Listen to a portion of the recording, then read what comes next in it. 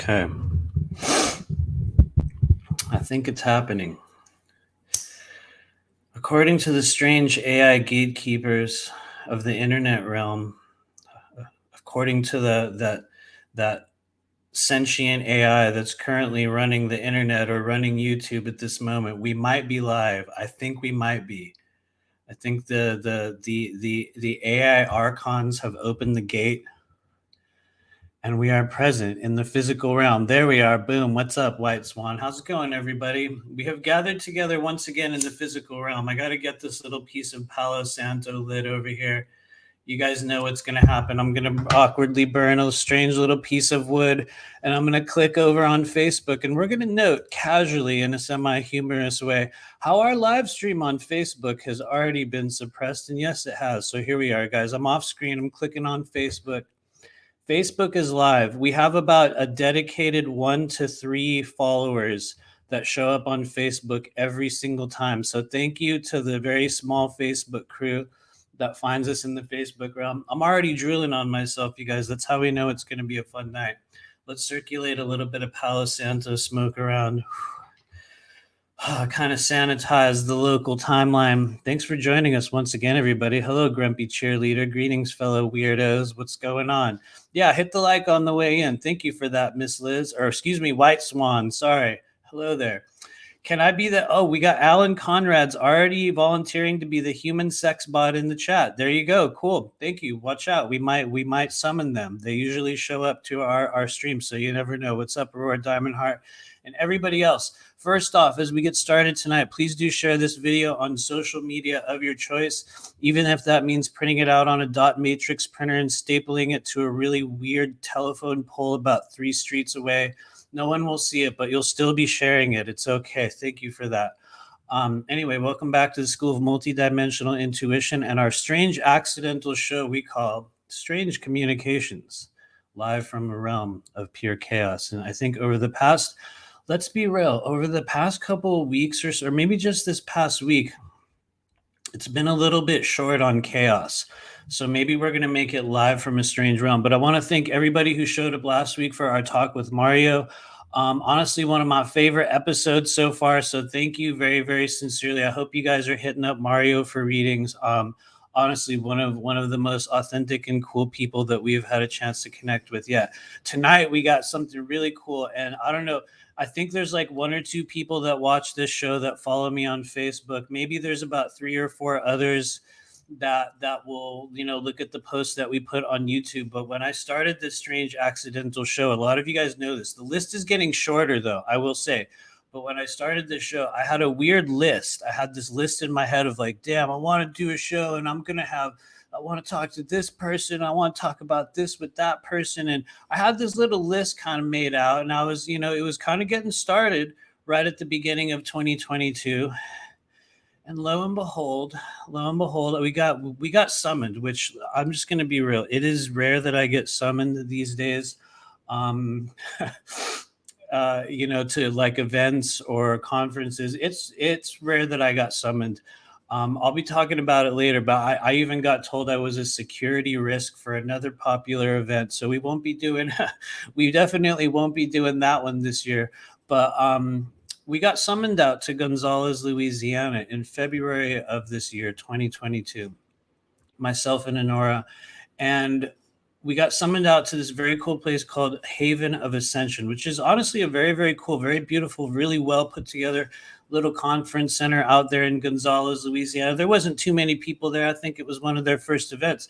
But I had a chance to connect personally with Kevone Fair, who's going to be our guest here tonight. He's one of those people that like you guys will meet online, and you'll kind of be aware of a person's energy. And I think when you kind of enter this, or when you come to the level of realization of this weird soul group and this awakening journey that we're all going through, you'll come to recognize certain people. They'll just cross your path, and there'll be something that on some level makes you go, what's up with that individual? And so I was drawn to Kevone's work through a desire to understand more about human design.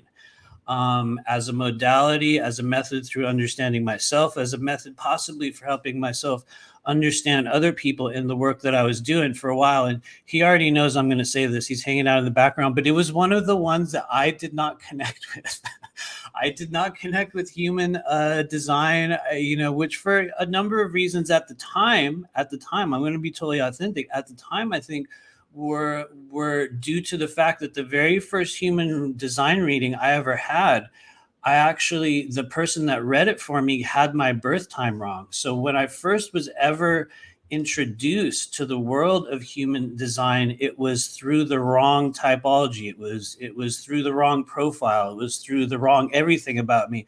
And the funny thing is, I lived a couple years of my life with this idea, about myself. Not that it was wrong or right, but I'll be real. I did pretty good operating under that set of parameters that I was given through that initial reading. And so I would say maybe a couple of years ago now, I think it was 2022 or 2020, excuse me, at the time, I wanted to do more. At the time, I didn't realize we were going to do this show. I was kind of going through the motions of getting ready to do our training group. And I wanted to learn more about human design once again. And Kevone and mine paths crossed. And I got a reading from this guy. It was the second human design reading I had ever had. And once again, I'm going to be painfully real, you guys, because it was one of those readings that you'll have in your life. For those of you guys that partake in just, non-physical energy and understanding of yourself and seeking, pieces of you and, just the whole journey of awakening. Many of us will get readings and natal charts read and things like that. And I had this reading with Kevone, I think in 2020. And it was one of those ones where someone kind of looks at you and tells you so much about who and what you are that I had this reaction and I was like, what? No, I'm not. What?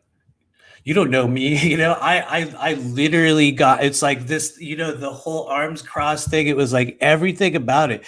It like dove straight directly right into the heart of my understanding of myself on such a level that it hit me it hit me in this vulnerable way. And I was like, I felt myself kind of closed in a weird way. And I was like, whoa, that was almost too personal. And so, it was one of those things that was shown to me to be painfully accurate in at the beginning. And I gotta be real. It was like one of those moments in life where you realize that you get seen by a person and you're like, wow, there's like just the level of exchange that really kind of, blew me away. And lo and behold, a couple years after that passed, things, events, people, life. And we ended up at this conference in Gonzales, Louisiana. And one of the, I'm going to be real, one of the reasons why we even agreed to drive out there was because I was like, oh man, those guys are cool. Kevone also works along with his wife, Michelle. They do a number of classes, modalities, really, really cool things. He's going to be telling us more about it in a little bit. So I'm not going to get too ahead of myself, but at this event, I guess I'm going on the long version of this story. Sorry, guys. But at this event, things did not go well for us. I have to be real. We were triple charged by our hotel, literally charged 3 times in a row. I was under this feeling the entire time that some corporation stole $1,200 of my money. It was trauma and difficulty, and it was a little bit of a hard internal time period. But during one of the days at this event, I got this opportunity to sit down with Kevone, and I just, that moment where you kind of open up with a person and you start to hear what they're about. And there are a few times in this life, you guys, and if you are like me, you're probably one of those people that's, you've been around this sort of spiritual group for a while. You've been around the soul group for a while. You've been to a lot of events. You've gained some knowledge. You've picked up all kinds of little pieces of yourself. And maybe you'll come to a stage in which you think you kind of already know shit. You'll just be like, yeah, I already heard that. Yeah, I already knew about this. Yeah, I already heard about all that. Yeah, I've been doing that for 10 years. I'm going to be real. I think I was kind of jaded in certain ways. Well, I mean, I am in certain ways, which I think is going to be a thing that happens when you do this work regularly on an everyday basis. You're going to hear certain things and you will get inundated with certain type of energies. But I had a conversation with Kevone at this event. That was one of those few times in life where you realize the depth and the complexity and the level of the self-work and just the understanding and the true breadth of an energy and just possibilities that are available to people. And it was one of those rare times in my adult life where I literally had my mind blown by this guy just hanging out in the back of this thing, and I'm just like, what? Literally blew my mind. And so lo and behold, here we are a few months down this crazy line, and I finally convinced him to come on this show. If you guys know me, you'll know we have a history with guests. Some of them don't show up, most of them don't respond, half of them say no. It's been a really, really fun journey, but I'm very, very honored to have Kev on here. And so he's going to be rolling in just a few moments to kind of just talk about his journey. In the meantime, very, very, very, very brief announcements. We're going to be doing a little bit of a Q&A and of kind of a special live.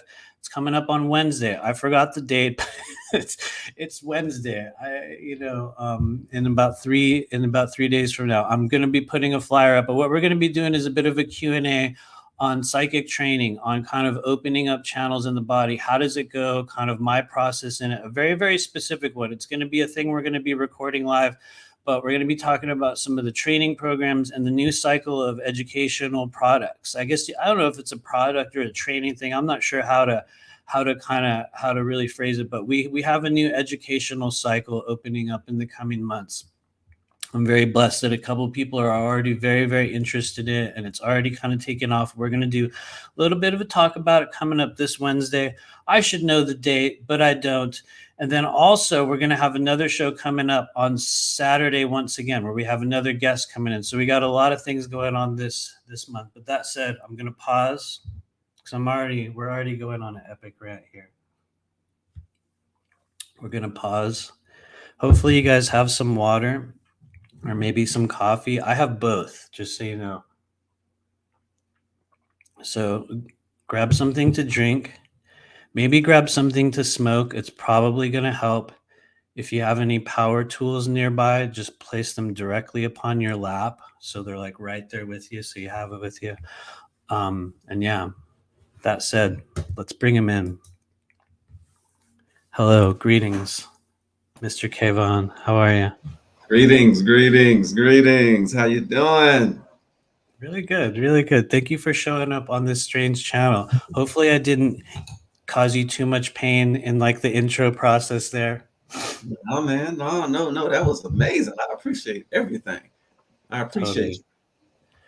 Totally. I have said this to you the first time we met. You are literally the only person that I have met in this physical life who is capable of wearing such adornment and just carrying yourself in this manner with like the crystal stuff. As we get started here, can you tell us a little bit about like what you're wearing and the stuff that you've been like creating with like, just jewelry and like crystals and stuff?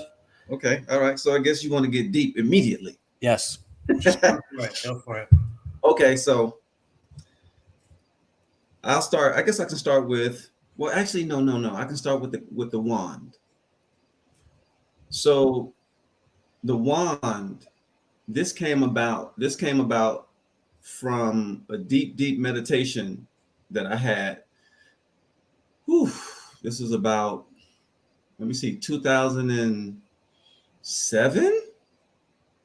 So back in 2007, I did a meditation where I saw myself giving a speech to like a crowd of people. And every time I would say a word, the whole entire crowd would just fall back. And then they would pop back up for more. And then I would say something again, and then it would happen again. So in my hand, I had this wand, and it kind of looked like a microphone, but it had these spikes around it like the sun. Yeah.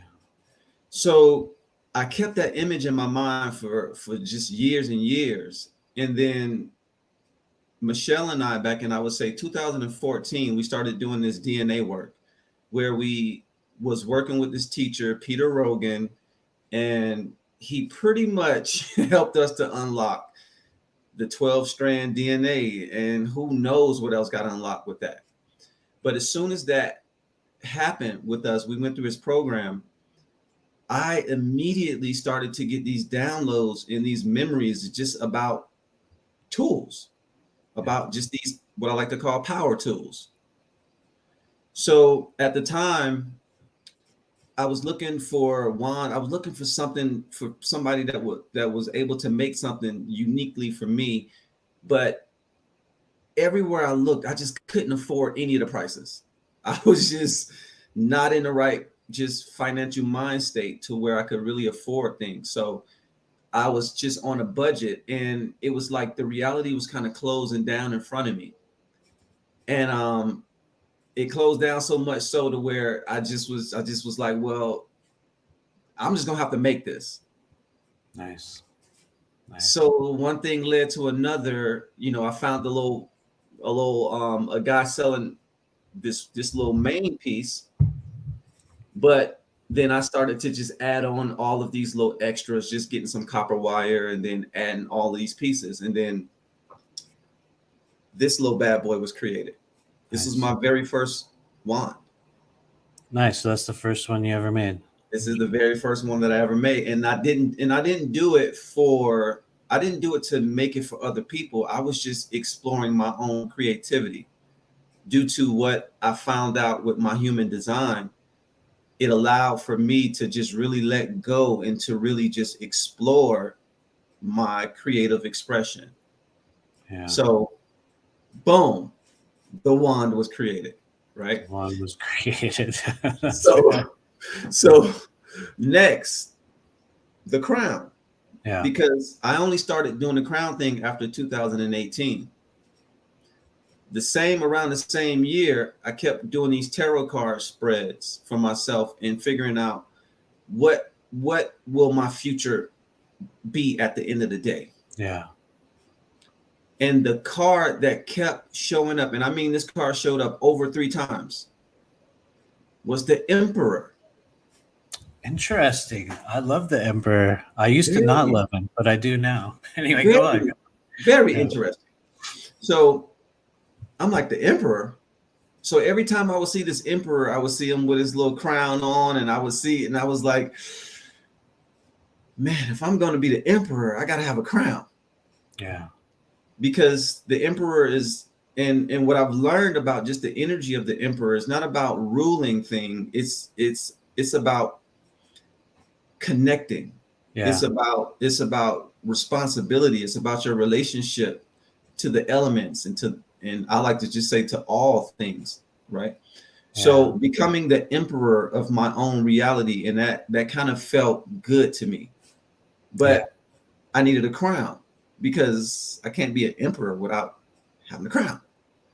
So I went looking for a crown, and I was looking to see, who make crown, where can I buy a crown, and I started looking at all of these, just different Chinese movies and all of that, and I would see how the crowns, and oh my goodness, all of that stuff was just beyond. And I remember asking a friend of mine, I was asking, she said she crafted and she knew how to make crowns and stuff, and I was like, oh, I need to get one. But the price was like $500 or more, and I was like, you made your own. Nice. Maybe I don't need this crown right now. Maybe I need to, So once again, the universe started to just give me crazy prices that was out of my range, and then it started to shut down. And then it was like, well, you put the wand together. What about putting a crown together? And I was like, well, I don't know, and this is my little self-talk. And I was like, I don't know. Can I do it? Will it look good? And it was like, well, it's not about it looking good. It's just, you need a crown. Yeah. So I started to get this download about, the crown isn't about looks. It's about function. It actually has a purpose. Huh. So I started to get the download of just the purpose of wearing a crown and how it can connect you. Crowns can be like antennas, right? But you can also broadcast. You can broadcast like the frequencies, and these frequencies, they will become the filter of the environment around you. So I started to just deeply look at shows with kings wearing crowns, and I would notice that a lot of kings, they would wear these red, they will always have a red crystal. And those are the kings who will always fight. They were always fighting and battling, and it was just root chakra stuff. Yeah. So I was like, wait a minute. It was because of the crystals in his crown that he was attracting all of this drama. And then I was ding, ding, ding, ding, ding. So I started to like, wait a minute, I can create a crown and I can filter and pretty much change the perception of the reality around me just based on crowns and a crystal. And my higher self was like, ding, ding, ding. So I just let go, and I just would start to get these images of just ways to do the crown. Yeah. And I got this, you know, the idea of just creating this bad boy right here. This was my very first crown. The first one. Interesting. So just real quickly, just so I understand, it sounds like you started to study the process or the energy behind the depictions or the ways in which other kings or other beings of, what's the word I'm looking for? Like authority, for lack of a better word, in their own timeline. You started to notice the ways in which the colors or the jewels or the levels of adornment actually affected their energy. And it sounds like, just so I understand, you started to create your own version of that, or like your own version of some kind of etheric kind of technology that was working in tandem with your energy centers, which in this case looks like the crown. But does that make sense, like what I'm saying? You hit it right on the head. Yeah. Exactly. Interesting. And so that was like 2008, you said? 2007? Well, no, 2018. Oh, 18. There we go. Yeah, 2018 is when I started to tap into the crown. But what's important about the crown is not only just the crown itself, but it's the crystals. And it's just, I'm just going to talk about just two of them. Yeah, please. Yeah, go for it. Because before all of this, you know, and when we get into my origin story, right? You know, I really was heavily into astral traveling, out of body experiences, lucid dreaming. And I've learned just a lot of stuff along the way. And I remember listening to this one guy, and he was talking about, I think his name was Dennis Green, if I can remember. But he was talking about how he went into this meditation, and he connected with these monks who were all about dreaming and all of that stuff. Yeah. So he connected in with these monks, and they set up this dreaming date. So they were supposed to meet up on an astral plane and then just conversate and do whatever they do, and then attempt to bring something back. Right. So this was what this guy, he was like, I got to have proof. I want to have proof to show that, no, we went to a place and it was real. Yeah. So he went into this meditation, and he went into this place. And when he got there, he didn't see any of the monks. He was on this beach. He was just walking around. He was like, where are you? Where's everybody at? So he was in there for a while, but he was like, okay, well, I don't know. Maybe I did something wrong. So he grabbed some sand, placed it in his left pocket, and then he woke up. When he woke up, he went to the monks and he was like, okay, where were you guys? I'm sorry, I must have did something wrong. But to let you know that I was actually somewhere else, check this out. And he pulled some sand out of his pocket. Yeah. So I was like, OMG. So the left pocket, the left side of the human body, I already know that is our receptive side. This is where the energy flows in through the left and it comes out through the right. So I'm like, wow, I kind of knew that principle already. So I'm wondering if I can kind of copy it and do the same thing. Interesting. So I had my out-of-body experience. I went into a crystal shop that I already knew about because I kind of go to a certain place a lot. Yeah. So I went to this crystal shop, and lo and behold, in this little display case, I see this white quartz crystal with this black dot in it. And it just was calling me and calling me and calling me. when you're on the astral plane, you don't really need to pay for things. So I went to the crystal and I grabbed it, and I remember talking to the person just to make sure, and I was like, what do I, like, can I just have this? And the lady was like, yeah, just take it. So I'm like, okay. So I took it and I placed it in my left pocket. Yeah. So I walk out of the crystal shop, and then I walk a couple of steps, and then I wake up. Now, I wish this crystal was in my pocket when I woke up. I know that was actually my next question. So then the crystal was in your pocket. No, but hey, but it did end up making it into your life though, right? So what happened is when I woke up from that dream, I had this overwhelming urge to hit up this crystal shop in LA. Yeah. And I still cannot remember. It was Silver something. I cannot remember the name of this place. Yeah. But I went into this crystal shop in LA, and immediately when I walked into the shop, there was the quartz crystal with the black dot sitting right in it. And I was like, OMG. And I went over there. I showed Michelle. I was talking to Michelle because I told her about the dream. And then I somehow ended up talking to the owner of the company. Yeah. And then we started talking about the dream I had. And the crystal was on sale for like it was like $75. Sold it to me for $25. Nice. So what I've learned is the more and more you practice this, the first time I do it, and I did it a couple of times, and I did it with this blue crystal as well. Mm-hmm. Every time I did it, whenever it was time for me to go to the crystal shop, it was my intuition that pulled me to the shop. And then it was the owner of the shop giving me some crazy discount for the crystal every single time. So just so I understand, it sounds like you would have an experience with this in the astral plane, and then you would realize how you would go in the physical world, and things would either change or be different, or there would just be a difference in how it kind of unfolded. Does that kind of make sense what I'm saying there? Well, in the sense of I would go on the astral plane and I would do the activity there, and then it will trickle down into this reality for me to complete the act in the physical, because the astral plane is the as above, the physical plane is the so below, or like I like to call the results. You got the cause, and then the effect, or the results realm is where we're at right now.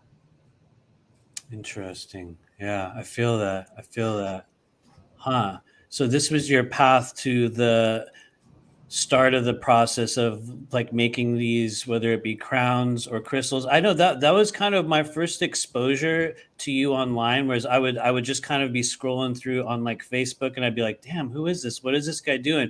And it is an interesting thing, because I think it's not like for certain people, like say even me, if I was to roll in like rocking a crystal crown, people would be like, what do you do, dude? What? Honestly, dude, and I say this with true sincerity, it is the most natural version of you.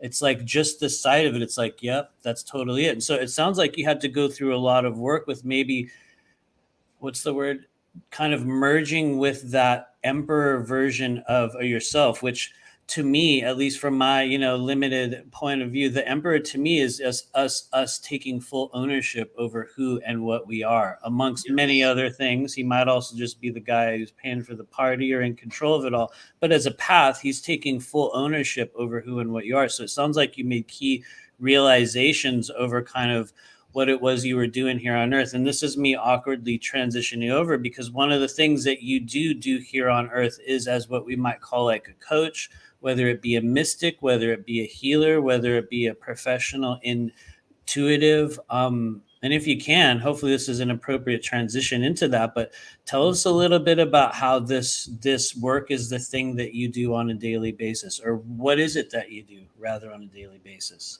Okay. Yeah. So, well, first of all, before we cross over into that bridge, I just want to say that I love you, I forgive you, I accept you, I allow you, I honor you, and I hear you. Thank you. Before I start to thank you, because before I start to tap into the human design stuff, I always got to do it from my heart space. Yeah. And I want everyone who's listening and who may see it, in the future, to know that the information and the energy, it flows from my heart space, not my head space. Yeah. The head space is the antenna, right? So this is just the antenna connecting, but everything that I'm speaking on today is flowing from my heart. So Yeah. what I do, right? Well, I'm a human design coach. I would say just physically, just to make it very easy, right? I'm here to, I'm really here to help people to understand more about themselves, so that you don't only just know yourself, but you learn how to respect yourself. So I can say I'm a human design coach, but I really feel as if I'm a relationship coach. Mm. And the relationship that I'm talking about is between you and your higher self. My job is to synthesize the personality of who we are and connect that in with this unlimited, unhinged, just part of yourself that has zero limitation, but knows exactly what's going on. And this is what we call the higher self. And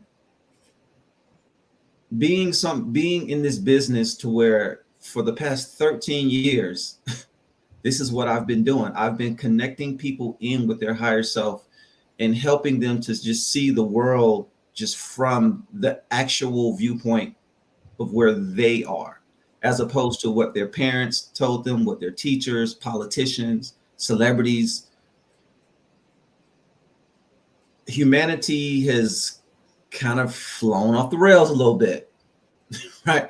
So a lot of us, quote unquote light workers, we're out What here does to that even mean? no, What does that word even mean, people? If you're in the chat, what the hell does light worker mean? Anyway, sorry. Go for ahead. real, right? The quote unquote light workers, Yeah. right? Spreading the light, bringing in these new higher frequencies, right? So that we can just get back on track and just to understand that we all have a right to exist in the reality that's serving us. Yeah. And for us to know that the reality is serving you, for me, is one of the biggest epiphanies that I've had doing this work, because all of my life I thought that it was me trying to I was trying to find my way into the reality, trying to go around this corner, jump over this gate, because the reality in my mind, it wasn't serving me. They say if you want something in life, you have to go get it. Right. So all my life, that's what I was doing. And all my life, I was kind of just crashing into myself. So the human design, it really helped me to understand who I am. And then I started to just respect me for who I am, which is this 3-5 projector. Okay. And understanding what the 3-5 projector was for me was everything, because what you're looking at right now is someone who came from poverty. It's that rags to riches story, and I don't mean rags to riches as far as money. I'm talking about spirit. Yeah. The richer my spirit has become, the more abundant I have become. And the human design, it was one of the things that allowed for me to get out of my own way, because the human design is just merely a map. And when we understand it as a map, we can just lay the map down, right? And it's like, oh, it's just a map. And now the next question is, a map to where, right? And Yeah. I do have a little bit of a question about that, and I will probably be interrupting you a lot. And you already know this, but maybe a few other people who are here will know this, but this is the first time I have ever even mentioned human design on this channel. And so just really quickly, for some of the people that are coming in here, because kind of like one of the focuses of this weird channel is it's also about kind of learning the myriad of multidimensional modalities and just frequencies and all that. So just really quickly, as you're going through this process, give us a really basic overview of what this modality even is, and just keep on going from there if All you right, can. cool. Yeah. Yes, sir.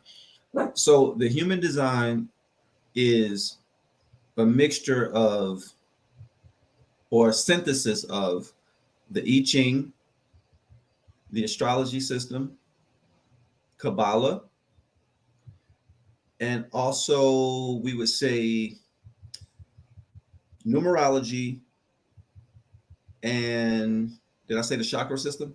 No, Chakra but you system. did now. Yeah, I feel you. So it's a synthesis of all of these systems. So what I love about it is that your astrology, your numerology, and all of these systems, they will totally line up to the human design system. Because it's a synthesis of all of those systems, it can give you uh, just the most craziest amount of detail, especially if you know how to read the map. But if you don't know how to read the map, which most people don't know how to, it can be extremely confusing. Yeah. So the human design is a synthesis of all of those five systems all rolled into one, creating its own unique system. So one of the key things about the human design is that it will literally pull you off of the collective astrology track that most people are like, it's say, okay, the astrology is this today. So, people plan their lives according to this particular astrology. The human design, when you start to tap into the human design, it is about decision making. It is all about making the right decision so that you don't end up in the wrong contracts or in the wrong relationships or just in the wrong place.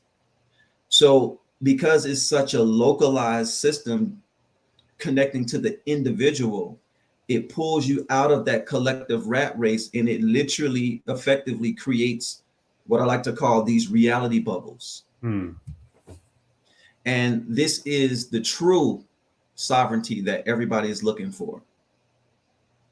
Most people nowadays, when they talk about becoming sovereign, they think it's signing some governmental thing and excommunicating yourself from the. You will never be able to excommunicate yourself from any reality. Agreed. Meaning, Agreed. Meaning you're in a reality, no matter if you're alive or you're dead, you're gonna be in a reality. Yeah. The key is understanding what the heck is the reality about around you. What are the parameters? What are the mechanics?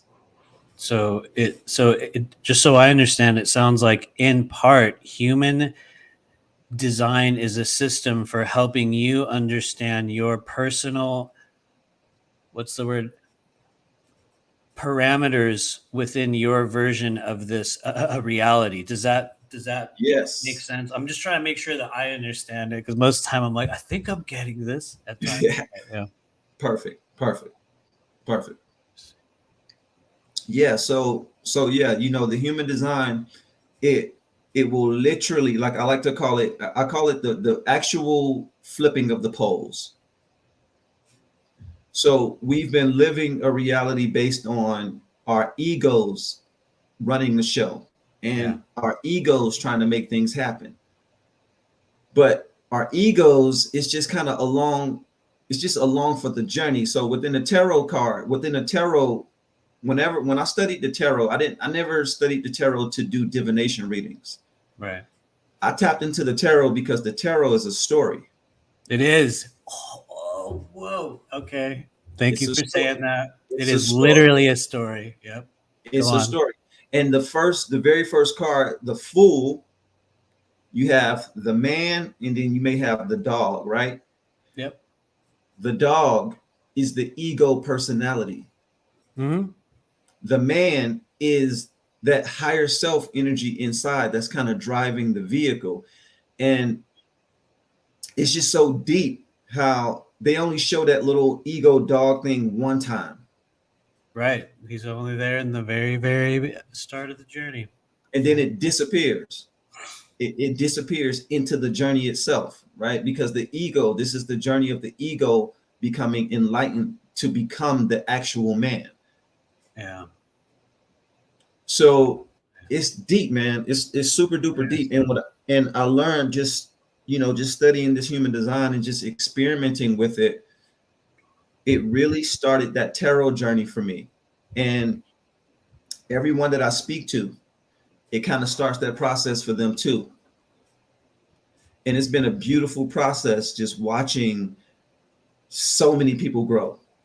It definitely started a process like in my life, very, very sincerely. And I'm going to jump really far ahead in the story. When it comes to understanding kind of elements of a more shamanistic path and energy centers and even points on the energy body that I did not even know existed. I think that you have that sort of an effect on individuals where it's like you're one of those people that will sort of like walk into your timeline and go, oh, here, there's a little bit of this and a little bit of that and a little piece of this. And it's like some people will take it and like run with it. Like in my case, I think I took the first reading, we had, and I was like, it's like I had to literally like cover myself in like this weird, like, dude, that's not me.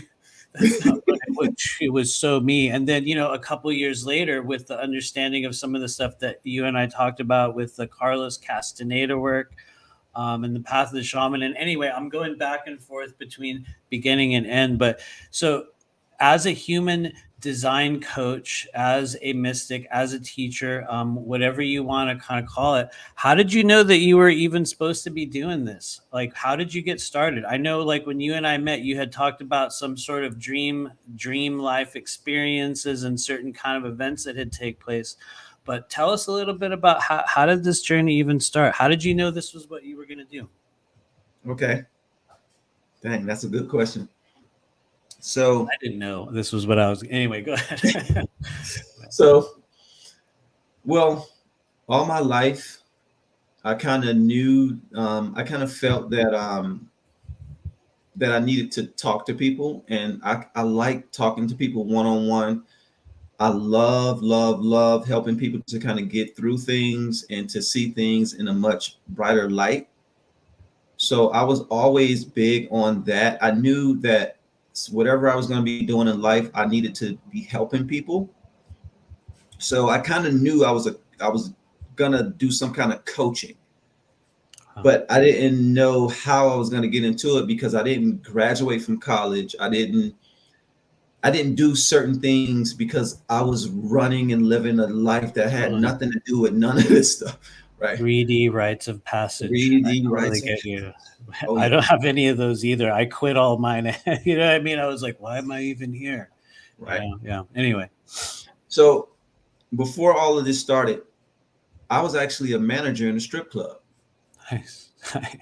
And I was doing it for a couple years, man, and I was loving it. Like that was actually the thing I thought I was going to be doing forever because I was so good at it, right? Interesting. So good at looking at the ladies. Interesting. I was not expecting that, honestly. I mean, I didn't know what to expect, but I was like, huh, interesting. Okay, so a very, very different timeline. Go on. Oh, let me tell you, man, it was a completely different timeline. So I was doing that, man. So I was thinking that I was going to be rapping and just all in that entertainment industry and just going about my life that way. But one morning I woke up and I heard the words Sanat Kumara. Sanat Kumara. And it just over and over, Sanat Kumara, over and over like a mantra. And I'm like, what the heck is this? So, and this was back in 2007, 2008. So that's a whole other lifetime ago for a lot of us. That's a man. Anyway. That was a whole nother lifetime ago. And I was waking up. So I was like a straight up alien. Yeah. So I'm hearing this over and over in my head, and I don't even know what these words mean. So I do a little research, and I found out that it was the name of the planetary logos. The planetary logos is supposed to be like the guardian of the planet. Yeah. So I still didn't understand what it meant, but I just knew that it was some kind of powerful energy, and my thoughts were starting to change. I just was out of nowhere wanting to get back into what I was doing as a child, which was having a lot of lucid dreams and just connecting, just connecting to that mystical, just being more curious about the mystical stuff. Yeah. So I started to research into that, and then I joined this group online called The Resistance. Huh. And it was led by this guy. His name is Seven Bomar. And it's still going to this day, but now it's called Secret Energy. Secret energy. Huh. Yeah. So Seven woke me up. I always got to give a shout out to him because Totally. it was him who started me. He had on his website, he had over 10,000 pirated books. Nice. Information to like Masonic books and magic books and all type of stuff. And he was freely sharing it with people so that we can kind of wake up from the oppression. So that happened. And then I just went down this rabbit hole. And then I got back into I started to tap back into my dreaming practices, and I started reading about just astral traveling and all of these different things. And then I bumped into Carlos Castaneda, but that was a little bit right after, right? But at first, I was tapping into the Egyptian Book of the Dead. Yeah. That was my gateway. And once I started tapping into that, I started to read into that, and I started to just feel very connected to that Egyptian energy. And I took myself through my own 3-day death ritual. I was going to ask that. Yep. Okay. Go on. So I took myself through it, and I didn't know that I was really doing it. I was just trying to leave my body. Right? Yeah. I was trying to do these things to leave my. So on the 3rd day, everything actually happened for me, and my body went paralyzed, and bright light. I'm talking about like a near-death experience. Yeah. Bright light. Yep. And then all of a sudden, the light got dimmer, and then boom, and then it was my room. So I exited my body, turned around, saw myself lying there on the ground, and my fear of death completely vanished. My fear of failure completely vanished. So after on like that, a permanent level? Sorry to interrupt, but you mean like on like a permanent level, like those senses were gone from your life, or at that stage of your journey? No, on a permanent level. Today, Nice. I don't Damn, hear. I need to have that experience. Thank you. Man, let me tell you. So seriously, I really, anyway, go on. So yeah, so actually, can you just talk really quickly about that sort of death like and rebirth like ritual process? Because I know for each person it's a little bit different, but what was your system? What was your ceremonial journey like in that 3-day journey? Well, it was deep because it was mainly just my breath, just focusing on my breath. Just literally just focusing on my breath and allowing my body to relax. Focusing on my breath, but not my breath from my stomach, but the breath through the nose. While the body is relaxing, keeping the attention at the third eye area.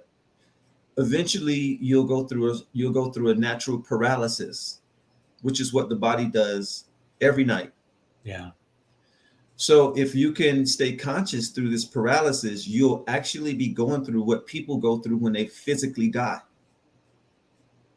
My grandma, when she died, I remember her talking about how she was losing the feeling in her legs, and then it went up to her thighs, and then it kept going up, and then she passed away. So the same exact experience happened to me. Yeah.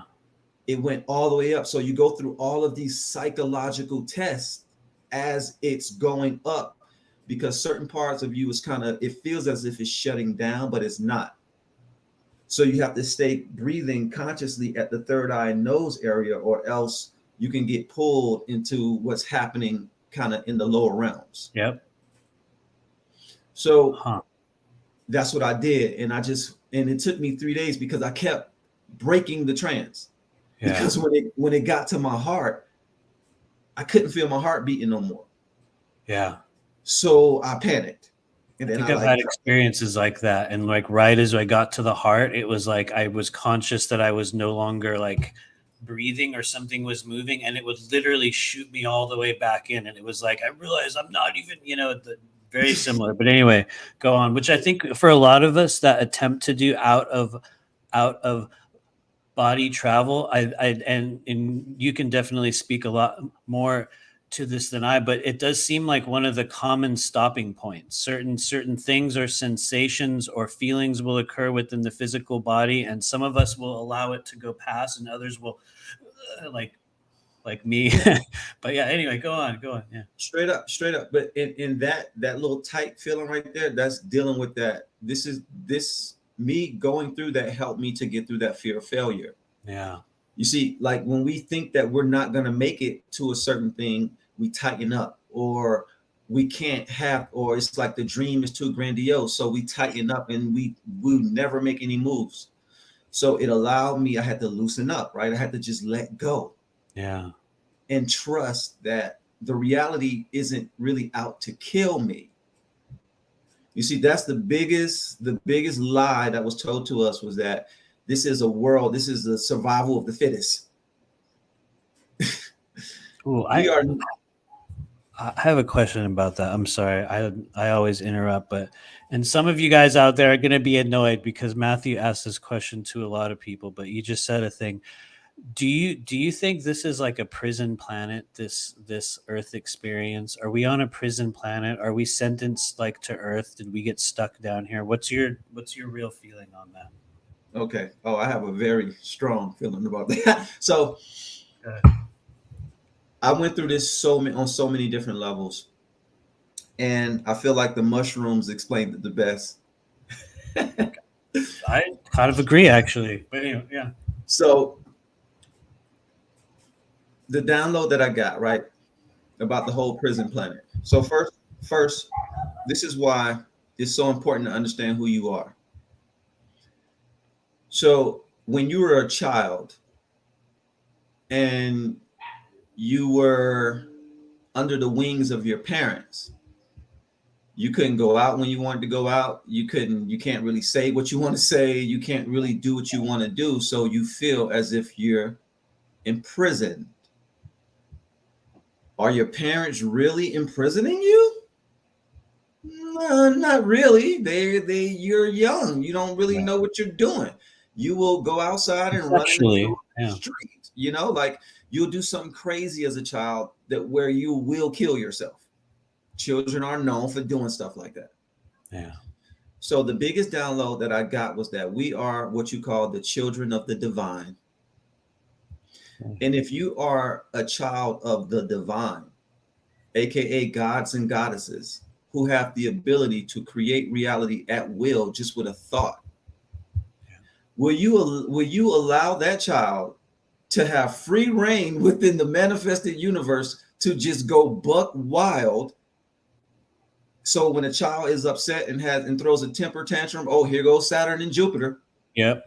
Here comes Venus. Oh, Venus is destroyed now because now I'm mad because my girl left me back in the days and I can't get over it. So now I'm about to destroy Venus, right? So we don't understand how powerful we are. We don't understand where we come from.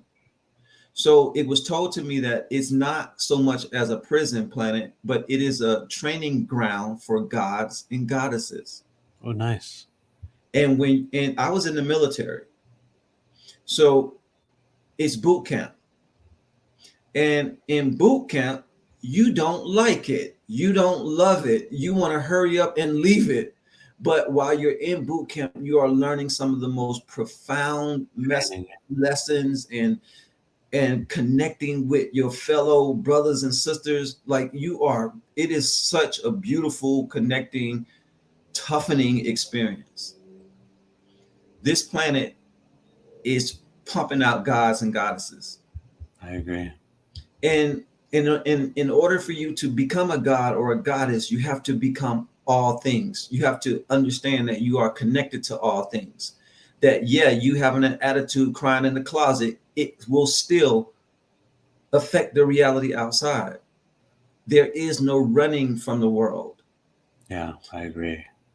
So when we understand that the world is us, it changes the game.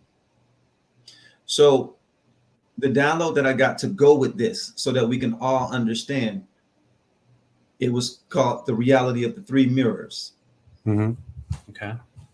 So when we look out the window of our rooms or houses and we look outside, we see a horizon line.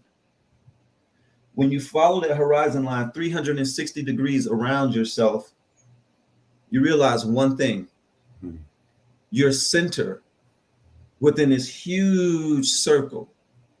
And no matter how far you go left, right, forward, backwards, you're still in the center. That's right. Just like a cell. Every cell has a nucleus. The nucleus is pretty much the main idea of the cell. Each and every one of us, we are the nucleus within our own cells of existence. Yeah. It cannot be penetrated by anyone. We can be married, sitting in the same house, watching the same movie, and we'll see two different movies. Yep. Totally agree. So we all exist within our own sovereign experience bubble. Yeah. When you understand this, now you can understand why people feel as if they're in the prison planet. I've never felt like I was on a prison planet, honestly. It's that's one of those claims that everyone throws around, and I'm like, and I feel like I've been shown a very similar thing to you through my own, viewing apparatus. But I feel like if it feels like a prison planet for certain people, it's because we're in the stage of the human experience in which that's the catalyst that we need. Right now, we're perceiving it as a prison planet because of, some aspect of self or some element of the journey, sometimes a little bit of karma. And everyone has their own view on that. But to me, it's like I feel like, at least for me, and I know everyone's got their own views, but I chose to come here. I think this is the absolute number one best place we could have ever chosen to incarnate right now on Earth. And like, I don't know, what is it, like the 2020s or Yeah. whatever it is. This is the place. But anyway, yeah. So when you understand that it's a mirror, it goes right with what you're talking about. So as above, so below, right? As within, so without. Yeah. So the world around you is simply a reflection of what's happening inside of you. So inside of you, if you are holding grief, if you have a lot of turmoil, if you have a lot of jealousy, if you have a lot of these little hidden qualities inside of you that you're thinking that you're kind of keeping inside, all of that, it'll totally flow out into the outer world and it'll show up in your face, because the only safe place to put children of divinity, the only safest place in the galaxy to put us, is within the Hall of Mirrors. Once we pass the test of the Hall of Mirrors, understanding that all is self, then we're allowed outside of the Hall of Mirrors into the next expression or the next experience. But we've been in this Hall of Mirrors for eons. Yeah. Eons, simply because, just like you say, like the karma and all of this stuff, because it's a mirror. Whatever you put out there, it has to come back. You have to see it. Whatever you're feeling, you have to see it, so that you can understand that you affect the entire universe. The world revolves around you. When you were a child, it was that way. All of the adults, all the world was, but when you turn 18 or 21, they told you that life, it's not going to be like that anymore. If the world isn't revolving around you. So now a lot of us, we believe we have lost our center. We feel as if we're not in the center anymore. So the human design, it pulled me back into my center. Nice. It allowed for me to know that, okay, I created this freaking 3-5 projector, and now I have an actual creation space. I have a space to experiment, to play, to mess up, to become greater, to decline if that's needed. But it's a sovereign space. And I see it every single day when I look at the horizon line. So it allows for me to understand that no one else in this reality, I can't expect them to be like me, to understand like me, or to see like me. I And feel when I you. did that, yeah, and when I did that, it allowed for me to have a lot more respect for all things around me. Oh, I love that. Thank you. Huh. Thank you. We're gonna acknowledge our chat people, which I'm trying to get better at doing. Hello everyone in the chat, by the way. It's really good to see your faces. I appreciate your responses. Let us know if you guys have any questions for Kevone. What's up, grumpy cheerleader? Feels like a prison planet because there's a false glass ceiling placed over humanity's consciousness. I kind of agree with you on that part. The prison part is part of the school test video game. Man, is it ever a video game lately? Well, maybe it's always been, although, like our ability to hack it, to kind of glitch in and out of it, to kind of affect this strange human video game, to me, it feels like it's getting better and better, or sharper and sharper. Um, yeah, one of the I'm gonna instantly skip in a really, really bizarre way. For everyone watching, this is me going from like the right side of the freeway and doing one of those big like boom all the way over to the far left lane. And one of the things that really blew my mind about our original experience when we were hanging out at Haven of Ascension. What's up, Cheryl? I see you in the chat. Hanging out at Haven of Ascension, was you described an energy center, or what I kind of call it, because I have a lot of my own terminology or just my own filters that helps me understand things, what I call kind of a node or connection point on the body that you had talked about through your study and understanding of the works of Carlos Castaneda and the Toltec shaman. And it was one of the most eye-opening, kind of just like mind-blowing moments for me, because I had been having an experience very, very, well, I'll just say it, having gone through and read, some of his work, it was like I was having, or have been having in my own strange organic way, this sort of just this path of awakening and activation to a very organic, different era version of what they called the Nagual in the story. It's like I realized that I was having so many of or mirrored experiences of what they talk about during that journey. And you were the first person that turned me on to that through the understanding of what we call the assemblage point. The fun thing about this, everyone in the chat, as I'm talking about this, some of you guys are going to feel it and you're just going to notice a sensation in your back. Some of you guys will notice where it is, but it was a place on my body that I had been aware of for years, since I started doing energy work, since I started learning how to move chi through the body. There was this place on my back that would go back and forth. And you were the first person that I have ever encountered that actually told me what that was. And so that's an awkward way to introduce those topics. But what can you tell us about just your understanding of such things, the assemblage point, any of that, whatever you feel is relevant there? Yeah, well, the assemblage point is very, very significant within the realm of shamanism and or the Toltec sorcery or the seers, because when your assemblage point it shifts the way the world is assembling around you. So you're able to kind of see things a lot differently than most people who assemblage point may be at its habitual position. So everyone on the planet has an assemblage point, and it's located an arm's length behind the right shoulder and the back. And there's like a light. And this light, it is surrounded by even a bigger energy that you can't really see. So this is kind of where our attention is, and what's making us see the world as this human reality. So, for example, if our assemblage point were to say shift downwardly and were to just move down suddenly, everyone on the call, everyone will literally transform into, let's say, ducks, right? And we'll be sitting here conducting this interview as two male ducks. I'm into it.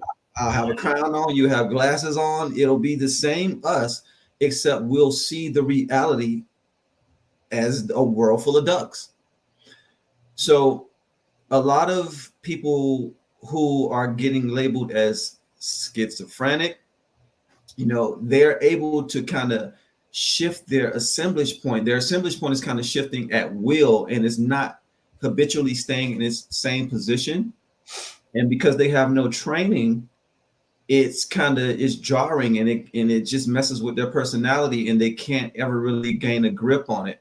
So they just get mislabeled, and then they start taking drugs and things like that so that they can kind of stop it or to kind of tame it. Yeah. So this assemblage point, it is everything. And I mean everything, to the point to where you have certain shamans, they can shift their assemblage point from left to right. And if it moves to the left, you start moving into the realm of what we call no pity. And if it goes beyond no pity, it starts going into the realm of no death. Well, wait, hold on. What is the realm of no pity? Tell us a little bit about that. And I will say why, because one of the experiences for those of you guys out there, some of you guys are going to feel this like me. I could literally feel this place on my body moving as Kevone and I talked, and he told me about it the first time. Come to find out, part of our journey is learning to move the assemblage point at will. It was literally a process of movement that I was feeling within my body. And so, also I'll just say it, just so I understand, it sounds like you're telling us, because I know for some people out there who are watching this is the first time they have ever heard of such a thing. So correct me if I'm wrong, but it sounds like the assemblage point is what we might call an element of your energetic anatomy, or part of what I guess they call the luminous egg of human energy. And it's one of the connection points through which we could say where it is placed on the human energy field has direct control over the quality or the nature of our reality. Does that statement make sense? Yes. Yes. Okay. And so in understanding what that is, go ahead, see if you can pick up from there. I know I took us on a weird detour. Yeah, it's right. And you can just add on our perception of reality, right? It helps us to. So with the no pity thing. Yeah. So the no pity thing is extremely important, because once you reach no pity, you can't ever go back to your normal position. So a lot of people will get pushed into no pity without knowing it. Like sometimes it's like someone, they just keep pressing your nerves. They keep pressing your nerves. They keep pressing you, because we're a lot of the times being who we're not. Some of us, we pretend to care about people when a lot of us, we only care about our children, right? Or we may only care about ourselves. But then when we go out and about, we act as if we care about people for real. Naturally, the human being, we do care about each other. We naturally do. But because we have these different designs and different ways of communicating with each other, it can be very complicated. Agreed. So no pity, when you start to flow into no pity, one of the first things you understand when you flow into no pity is that everyone has their own higher self. Right.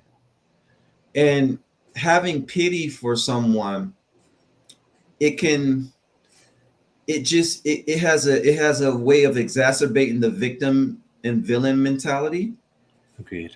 And when you're in that mode, you can't ever be in self-leadership. You just can't be in self-leadership, because you're a victim or you're a villain trying to stop something, or you're a hero, villain, or a victim trying to manipulate the reality from the outside, when you really can only do it from the inside.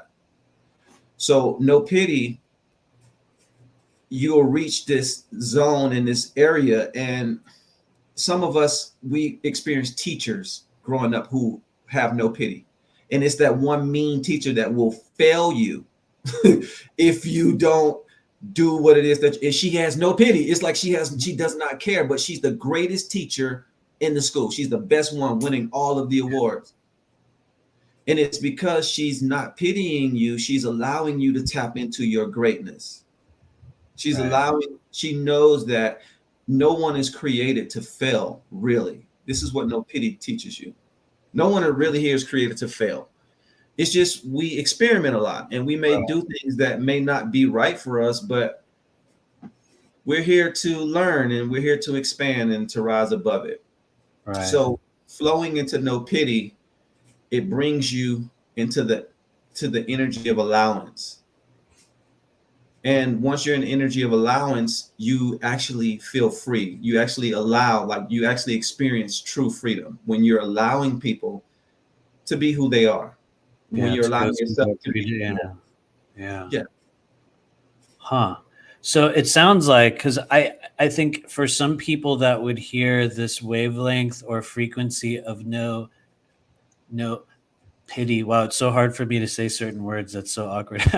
Some of us would say, man, that's kind of a cold frequency. That's maybe even kind of a harsh place to kind of hold ourselves. What are your comments to that? Would that then take away the idea of empathy and sort of feeling another's path? Because it sounds to me a little bit like, and here's the thing, I totally am with you on this, but for the sake of understanding it, some of us might see that as kind of a cold, kind of less empathic personal philosophy or a frequency in which we're existing. Does that does that make sense? Does it not make sense? What are your comments on that? Yeah, it makes sense because that was the first way that I thought about it. I thought Yeah. about it too. I'm like, dang, no pity, it kind of feels like, it's kind of cold, right? Until I started to understand that the only way that you can have actual compassion for someone is through allowing. It's through Yeah. allowing them to experience whatever it is that they need to experience while knowing that whatever help that they need to move forward, it will be provided because the reality is serving us. See, the no pity is not like no pity, get out of my face. It is literally it's compassion. Yeah. It's an Yeah. intelligent compassion. It's total allowing. I like that. Aurora Diamond Heart says it's called grace. There we go. There we go. Totally. Thank you. Thank you. So it sounds like part of our journey in understanding the sort of elements of self and sort of learning that we are the prime creator of our timelines, of our reality. Part of that journey is through the movement or maybe we could even say the awakening or the understanding that there are certain gateways or sort of node points like the assemblage point on the body that as we gain control and sort of go through this awakening journey, we fundamentally alter our understanding of reality. And so as we pass through, maybe we could call it the no pity, there we go, I said it, wavelength. What happens after that? Because I know you had mentioned there's like a timeline or a frequency of no death, or how explain that a little bit to us. Yeah. So when you leave your body, the very first thing you start to understand is that we don't really die because you see your body lying there on the bed or wherever you're lying at, and then you're still in the body and you walk outside of the door.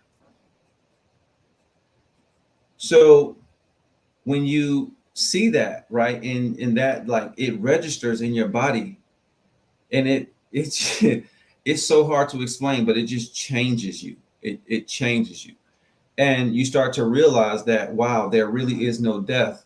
So now I can just do whatever. Yeah. It doesn't matter what I do. Like, there is life everlasting and it continues. So there's always another chance. Because there's always another chance, your imagination just starts to just unravel. It unlocks and it expands, and you're no longer afraid to try things. You don't care if you fail or not, Yeah. because there's always another chance. There's always more life. There's never not life. I feel you. So the more and more you shift to the left, you start to flow into this no death zone. Also, you go into like no aging, right? It's all type of stuff that happens, and you can continuously keep your youthful look forever. And you have some shamans that can be over 100, 200 years old, but when you see them, they look 35, 40 years old. I have a quick question about that, which You already know because I've already asked you.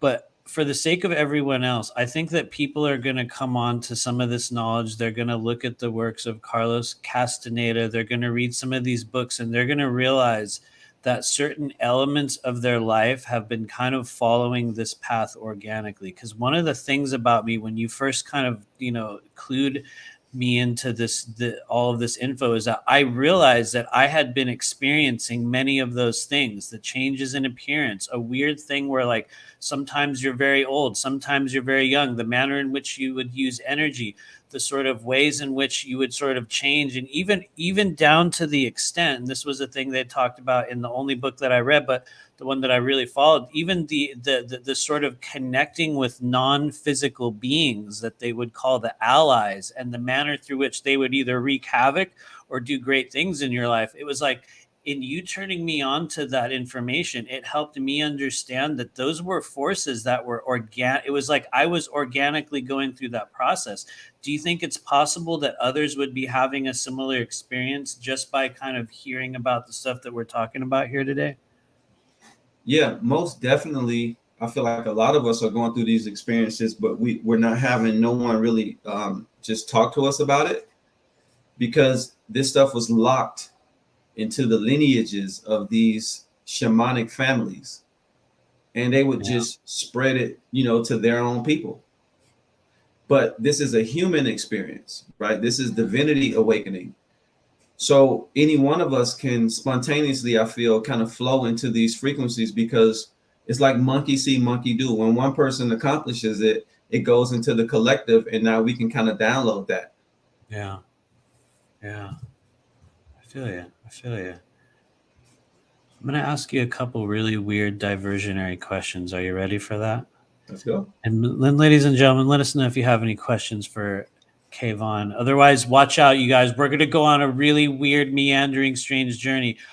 Somebody said it in the chat. You guys piqued my interest. What's up, Ron Dale? He said inorganic beings. What do you think? Okay, I'm just going to say it. Get ready, guys. This is a very awkward corner turn. Tell me a little bit about your ideas about human cloning and the current state of kind of organic technology. Are people being replaced? What are you seeing? What are your views on that? Do you even care about human cloning? What do you think about it? I know you weren't expecting that. Sorry. No, it's all good. But yeah, here we go. I totally feel that human cloning, I definitely feel that it's happening. It's too much proof on the Black Mirror, which is the television screen, the telephone screen when you turn it off. Literally Black Mirror. Thank you for saying that. Not many people put those things together. Anyway, go on.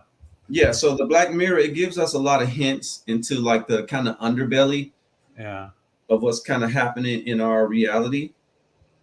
But yeah, the cloning thing, I feel like they are totally doing that in a sense of, as we rise up higher and higher in our frequencies, the reality around us, the old reality, tends to kind of disappear. Yeah. So I kind of almost feel that it's an overall, the program itself, so that it can be duplicating energy so that you don't feel so alone. Yeah. I have this thing about the NPC characters, like these non-player characters around us. Yes. It's kind of like the system itself is doing this so that we don't exist in a void. Yeah. We don't exist in a world just solely by ourselves, because some of us are doing so much spiritual work that is totally ripping us away from the old reality that we know. Yeah. So it'll be very disorienting if you were to wake up and it will be no more people on the planet, simply because you're now in such a higher frequency. Yeah. Like all of the people will be gone. So you'll have to like really just be connecting with the people that exist in that world. And a lot of us, we're not on the same page like that. And we don't really want to let go of that old world. So the reality will create these copies and these AI type of energy so that they can kind of fill up where the void is. So until you make it to the next run. So It sounds like you are on board with the idea, and I don't know why. I just this is such a thing to me because I have viewed and seen in my own way, both directly and also internally, that upon our earth plane right now, there are many, many soulless beings, literally non-inhabited, non-playable characters existing in human bodies, existing in non-human bodies. Let's make it even weirder, you guys. I don't know, maybe one day this will be talked about, or maybe just Matthew's crazy. I think there are non-physical humans who live and die a non-physical human body on the earth plane as a being who lives and dies without a body. Part of their human experience is to learn the process of moving into a human body and what that is. But it sounds like you're kind of on board with the soulless being dynamic. Would that be a fair thing to say? Oh yeah, yeah. Huh. Because I've heard certain stories, Yeah. and it's just too much evidence, man. It's too, but you know, who knows? I feel like at the end of the day, we may not know fully, but we can come close. Okay. And So, yeah, do you think Joe Biden is a soulless being or a clone? hey man, I seen the pictures. I seen the Oh, different looking. seriously, what do you think? Is he for real? For real? I seen the different looking pictures, man. In my opinion, I think he is. A clone? I don't. I think maybe hitting on the clone level. I wonder. I think there's other versions of like cloning. I think there's it's funny. Somebody had mentioned it. I think it was on Journey to Truth or something through a show they were watching, a thing they called flash cloning. But I think there's many different versions of it, and I think it's possible to place one consciousness in several different sleeves or like containers. And I think one of the things that we're going to discover with maybe people like Joe and other people in highly placed things, it's not that each one is a clone. It's sort of like they're sort of being piloted by a different being, and you can have many of them. You can have a number. You can have 5 or 6 of them, and they'll be piloted by a different consciousness, kind of like a remote control version of a human. I think that we're gonna. I've said this in a million other episodes. Some of you guys out there you guys will cringe when I say it, but I think the disclosure of that type of technology will come way before anyone tells us about aliens. You know what I mean? We're gonna hear about cloning and the fake humans and the literal disability they have to kind of flash a human brain and place another identity over it. Just like you flash a hard drive, you will literally override another identity. And if you can create a fake human, if you can grow in and then artificially age them, which I'm pretty sure probably within the next 15 years, it's going to be a massive thing that's going to get dropped on us. Anyway, sorry to go down on a weird cloning rant. I don't know why that came up. I needed to go there from time to time.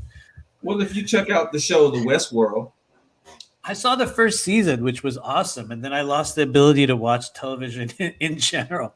Seriously, but I oh want yeah, to. I the want. Westworld, man, the Westworld. They I feel like they're giving it away right there. They can make people look old, young, whatever it is. They can. They Yeah. absolutely can. I think that we will learn in the future that we got to live through a live action demonstration of that for a 4-year period in the United States. And I'll stop talking about it because one of the more AI Archon little beings I like to hang out, they're going to come over and censor my stream if I keep going. But anyway, get ready. Awkward lane change. One of the things that I have really admired about you is your manner through which you have learned to leave the physical body through the act of dreaming, through what we would call just like connecting with the dream body version of you. You've taught other people to do it. As I understand, it's even that has been a class or part of kind of what you and your wife also offer in terms of like the teachings and the work that you do. Can you tell us a little bit about the out of body experience process? And I'll just say one other thing before you answer that.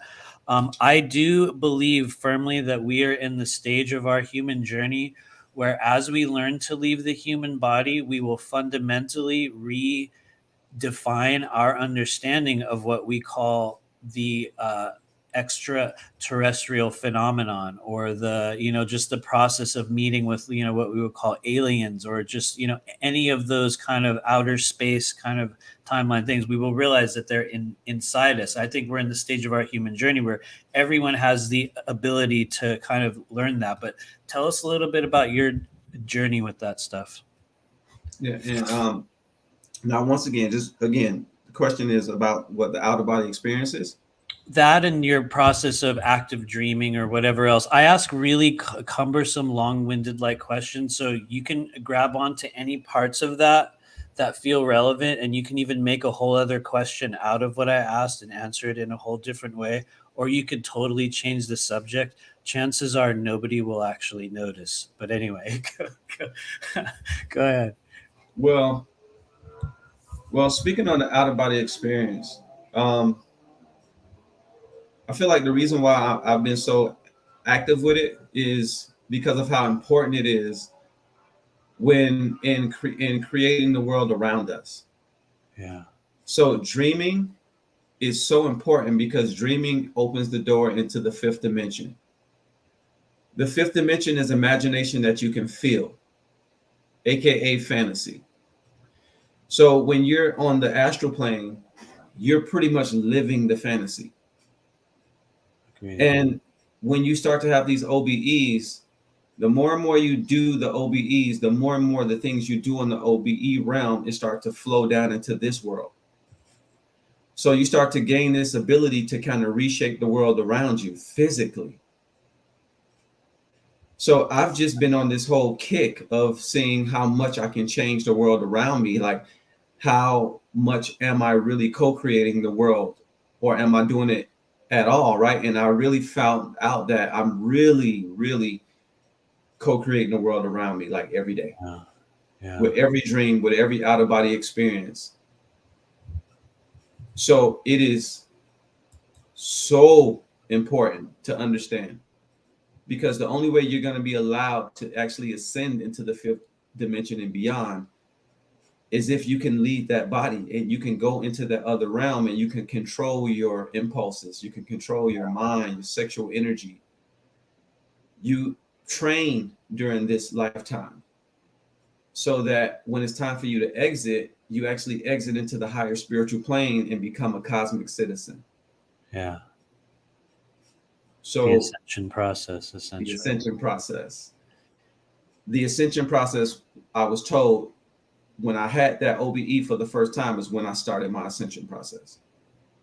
And my job from that day has been sharing this energy with people and walking them up into that gate, getting them ready. And I realized that unless you understand who you are in the world around you, you're not going to be ready to cross over. A lot of people, they want to escape, but you won't be allowed into that higher realm until you solve this one, until you pass that reality mirror. Yeah.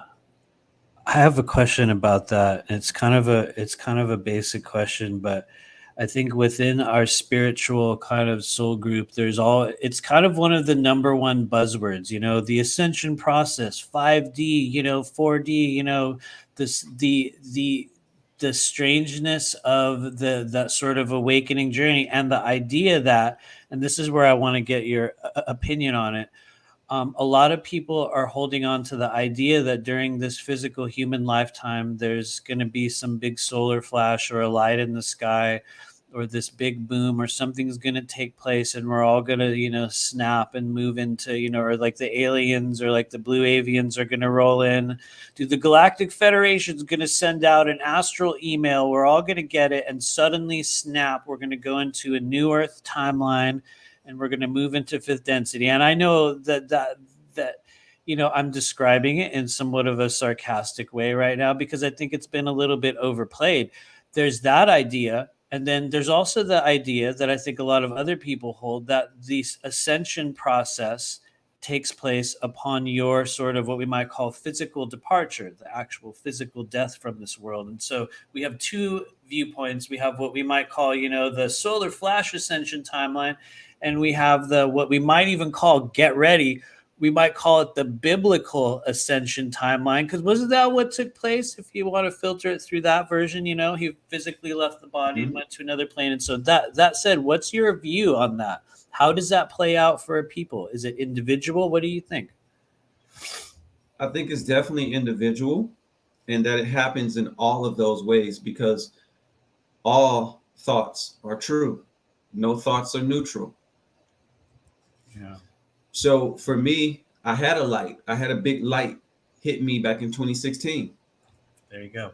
Physically, I was meditating on my roof, and it happened to me. We would get there. Go ahead. Yeah, it happened to me. I was meditating, sitting there, in less than a minute.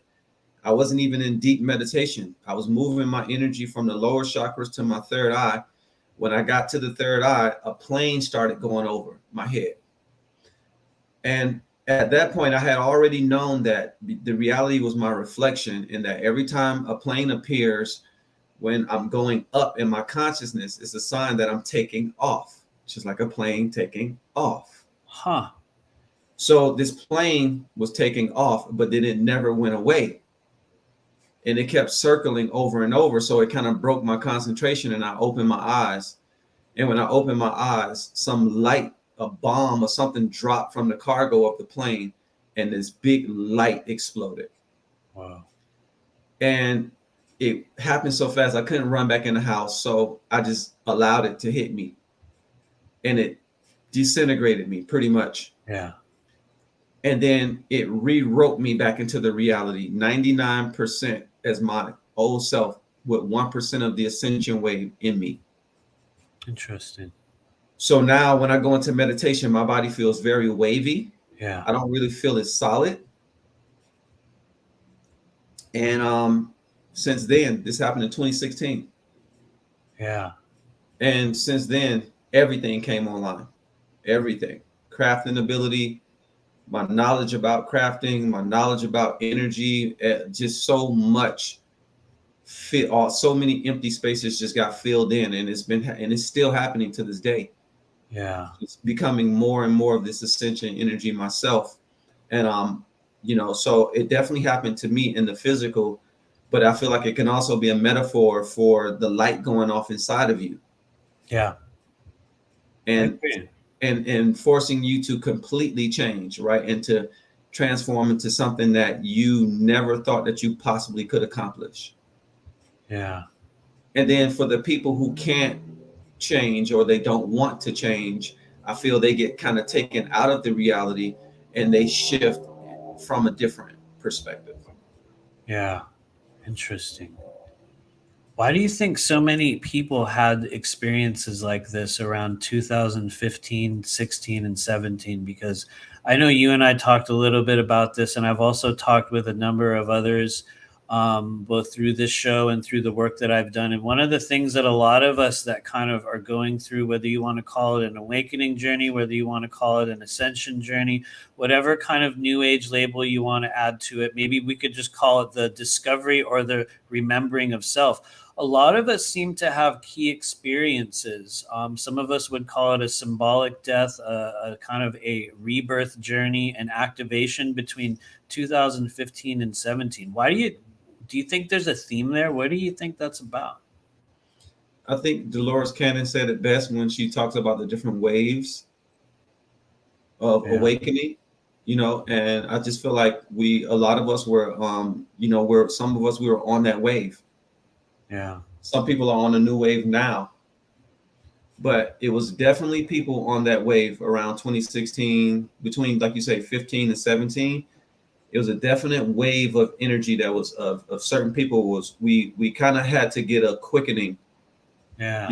And because I wasn't the only one who went through that light experience. Yeah. No, I feel you. I had very, very similar things, very, very similar stuff. We got somebody in the chat here with a question. Ken Crit, what's up? He says, what about the mushroom ascent experience remembering? Interesting. I feel you. Yeah. Thank you. Yeah, it was the mushrooms that gave me the knowledge about the mirror. Interesting. How so? How did that experience show up for you? Were you kind of like within that space? And what is the Oh man, I can't think of the term. I was about to tie what I was trying to say together with a term, so I'll stop there. But tell us about the mushroom experience. Yeah, no, it was just the download, just for me microdosing actually, and just them giving me the knowledge about being the children of divinity and being connected to all things, and just allowing ourselves to go through the process that we need to go through in order to ascend into our highest state. Yeah. you know I so feel you. I feel you. Yeah. There was a whole other thing there that I was going to go on with that. Like, you know how you're like right about to make a statement, it literally got edited, which is a thing that happens for me a lot when I'm sort of doing sessions or work. It's like, I'll think I have this really big thing, then I'm like, and some energy just like deletes it. So thank you out there for those of you guys deleting it. Anyway, we're not gonna keep you that much longer. How are you feeling over there? How you doing on time? I know I have a couple other questions here that we're gonna ask you, but I just want to check in. How you feeling? I feel kind of weird though, in all honesty. Yeah, um thank you. I can feel it. Go ahead. Yeah. yeah, I don't know how long I'm gonna be able to stay on, because my I don't know, I'm just feeling a lot of energy that I Yeah. gotta. It's hard to. It's just, oh my goodness. Dude, welcome to the live stream universe. You will be like programming yourself and doing like a grounding thing after this experience, and you'll be like, wow, my brain and body are stuck on fast forward in a really strange way. I like to call it it's the process of like, being on in sort of like an intimate setting and also being public at the same time. And then you have all these other people all over the world like tapping in all of the emotions, all that energy. If you're at all intuitive, especially whether you're like whether you do this work full time or not, it doesn't matter. Like just the act of like connecting with a group on this level, it's deep, it can be overwhelming, it can be triggering. And so anyway, the reason why I asked that is because I could feel it as you were talking. So anyway, we're, we're not gonna keep you that much longer. Really quickly though, tell us a little bit about the process of self leadership, some of the work that you are doing for people that are going to watch you on this channel. And there's going to be a couple, there's usually a few, they're going to roll through and they're going to say, I really, really want to learn more about this individual. I want to be involved in their classes. I want to kind of, just learn from them. Tell us a little bit about the self leadership process, some of the work you've been doing with your wife, and yeah, how can we involve ourselves with what you guys are up to? Yeah, well, we have a website, www.activationcoaching.com. And on that, we have a school. It's called the New Earth Self Leadership Academy, where we take people through 9 months of deconditioning, deconstructing the old you, and awakening yourself up into the actual you who you came here to be. Yeah. So within that process, you learn how to be what it is that you came here to be. You learn how to express as your divine self without allowing your ego to kind of get in the way. Yeah.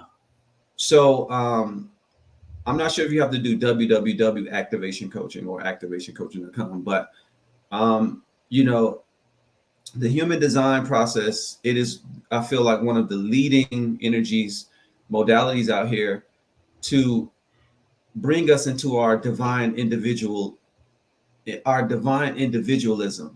Yeah.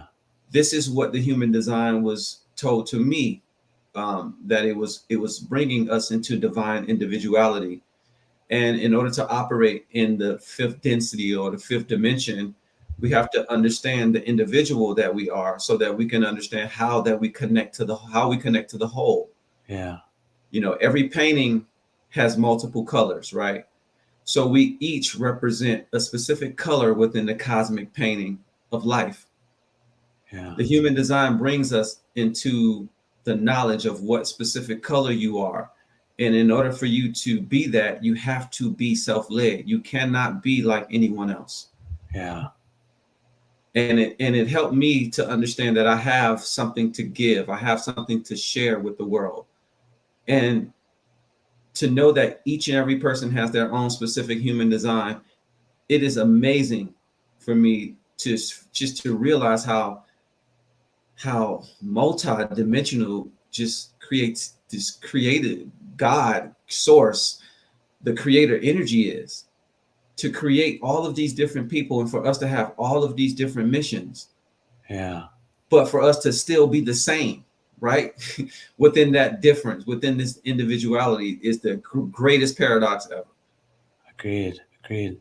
So do you guys do is it like sessions that they do individually? Is it like a group thing? Do you guys have classes? How does that coaching experience break down for like the individuals that are going to be like, dude, I really want to do what they're doing? Like, what is it? Sessions, classes? How does that go? So we have a class. We meet every 2 weeks, and well, you can say the first week we'll do human design. So we start at the crown chakra and we work our way down to the root, which is the water path, as opposed to the fire path, which is down up. Yeah. So we flood the energy with the water, which is the Aquarian energy, which is what we're in, the Aquarian age. So we flow with the water from top down, and we work through each chakra every 2 weeks. So 1 week we'll go with me, the human design, and then 2 weeks later we'll do my partner Michelle, and she does something called the IFS, internal family systems, which allows us to actually go in to clear out the trauma that we may have stored or stuck in us from childhood, and even adulthood. So our program is not only just about human design, but it's about going in and doing the actual therapy, counseling, like the therapy work to clear out the exiles, what we call them exiles, our inner children that are kind of stuck. Yeah, totally. So we go in, and Michelle, she is a master at that, and she helps us to clear that out, and she teaches you how to do it. So we go through as a group, going through as a group individually through these sessions with Michelle, through this guided, kind of intimate guided session, and we can share with the group or not. So we clear up on this emotional level, right? And then we get the human design to clear it up on the mental level. So we have these two dynamic dualities going on that brings this holistic point of view. It clears the way so that you can have space to expand. Yeah. It has been highly successful. And but we also do personal one-on-one sessions for people who may not want to be in the group and who may want to just go through it more, slowly, and more intimately. Yeah. But you can find all of that stuff on our website, and the school is in session right now, and I think we won't be doing another one until maybe next year, February. Nice. Okay, so it's coming up in February again. Interesting. Are you going to do any classes on like the out of body dream stuff at all? Because I know the first time we met, you had mentioned that you had taught other people that in the past. Do you think that's going to be a thing? Well, I would love to do that, just depending on just the demand, if people will actually want to get into it. So now I'm kind of doing one-on-ones. If people want to tap into it, we can have multidimensional sessions. But yeah, definitely, I'm thinking about adding it back because it was a part of the first program. Yeah, that's cool.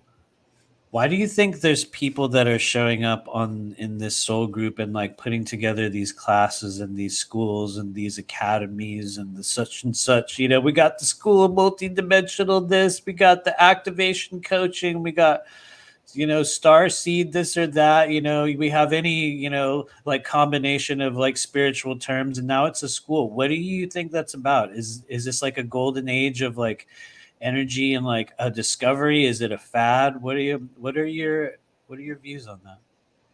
Yes, it's crunch time. It's just crunch time, and we're reaching a point where when we reach 2027, humanity is moving from the solar plexus into the heart space. Yep. Which is the actual ascension shift. And it's going to bring us into a space that's leaving the lower third and fourth dimension into the higher fifth density and beyond. And with that, we have to have teachers and people in place to kind of help usher us along the path. Yeah. So I feel like a lot of us are coming out of the woodworks to kind of show the world, to share with the world these jewels and these different modalities and ways of being, because we're all like on this escalator. Yeah. And a lot of us are gatekeepers. Michelle and I were gatekeepers. You're a gatekeeper. You're allowing people, you're giving people certain knowledge and information that's going to allow them to flow through this portal into the next level of their experience. Yeah.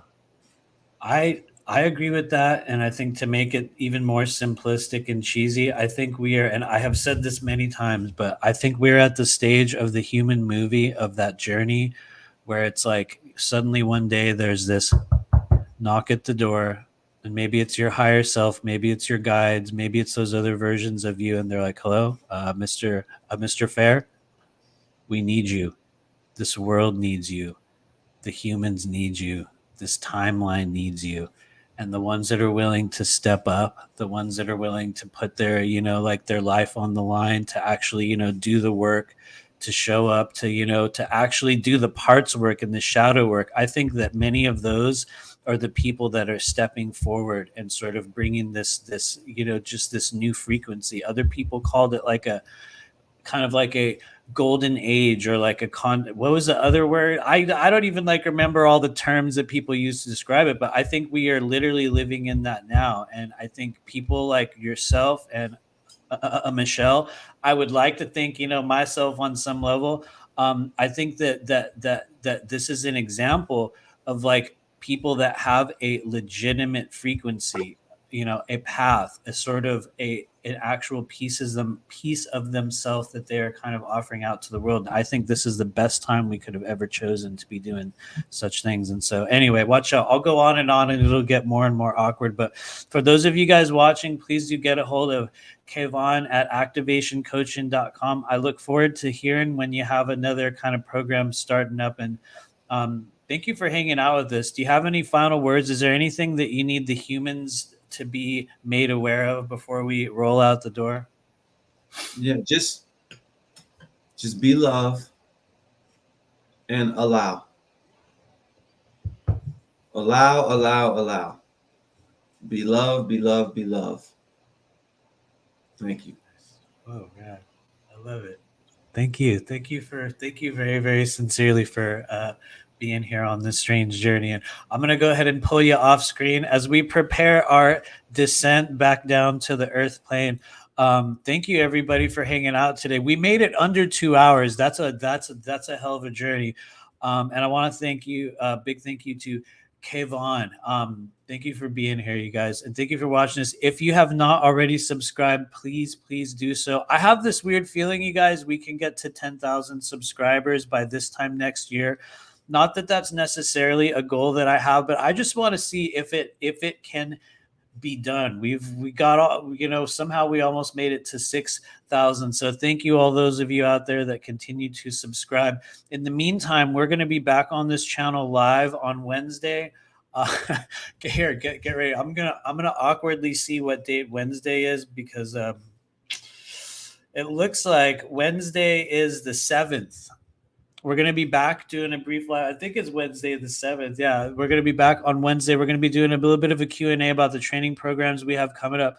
And then next Saturday, the 10th, we have another show coming in. Really, really cool individual, one of the most natural practitioners, just an individual that I've been watching for a while. And so he's going to be rolling in and hanging out with us. But in the meantime, thank you for being here.